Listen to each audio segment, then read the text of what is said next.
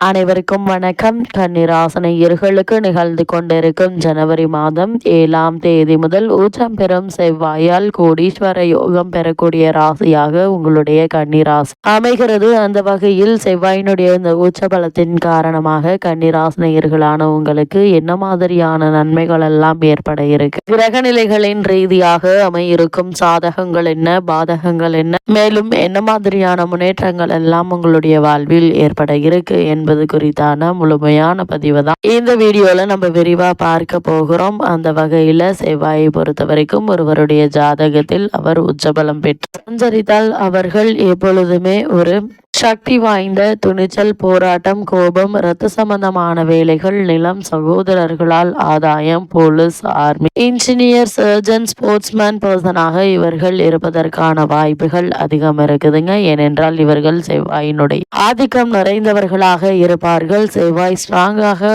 இருந்தால் வாழ்க்கையில ஃபைட் பண்ணி மேலே வரக்கூடிய அளவிற்கு இவர்கள் அவ்வளவு தைரியசாலிகளாகவும் தன்னம்பிக்கை உள்ளவர்களாகவும் இருப்பாங்க. செவ்வாயினுடைய ஆதிக்கம் உள்ளவர்கள் பயம் கிடையாது, அவர்களுக்கு தைரியத்திற்கு எந்த ஒரு குறையும் இருக்காதுங்க. பல முன்னேற்ற பாதையில் அவர்கள் பயணிக்கக்கூடிய ஒரு தருணமாக தான் செவ்வாயினுடைய இந்த ஆதிக்கம் அமையுங்க. அந்த வகையில செவ்வாய் உச்சம் பெறும் ராசி எது அப்படின்னு பார்த்தோம்னா செவ்வாய் உச்சம் பெறும் ராசியாக மகர ராசி அமைகிறது. மகர ராசியில் செவ்வாய் உச்சம் பெறுவதன் காரணமாக கன்னிராசினியர்களான உங்களுக்கு தொழில் மற்றும் வியாபாரத்தில் நல்ல ஒரு முன்னேற்றமும் லாபமும் நிறைந்திருக்குங்க.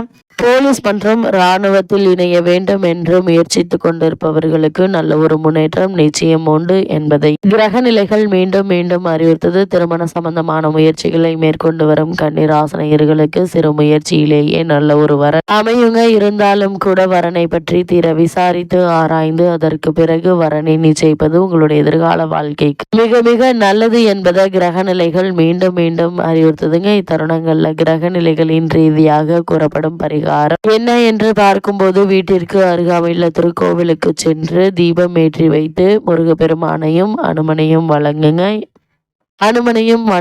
எண்ணற்ற நன்மைகள் உங்களுடைய வாழ்வில் ஏற்படும். இந்த வீடியோ உங்களுக்கு பிடிச்சிருந்துச்சு அப்படின்னா லைக் பண்ணுங்க, ஷேர் பண்ணுங்க, மறக்காம சேனல் சப்ஸ்கிரைப் பண்ணிக்கோங்க. அப்பதான் நாங்க அப்லோட் பண்ணக்கூடிய வீடியோக்கள் உங்களுக்கு உடனுக்குடன் நோட்டிபிகேஷன்ல வரும். அது மட்டும் இல்லாம செவ்வாயினுடைய ஆதிக்கத்தின் காரணமாக உங்களுக்கு என்ன மாதிரியான அதிர்ஷ்டம் கிடைக்க வேண்டும் என்பதையும் மறக்காம கமெண்ட் பாக்ஸ்ல கமெண்ட் பண்ணுங்க. நன்றி, வணக்கம்.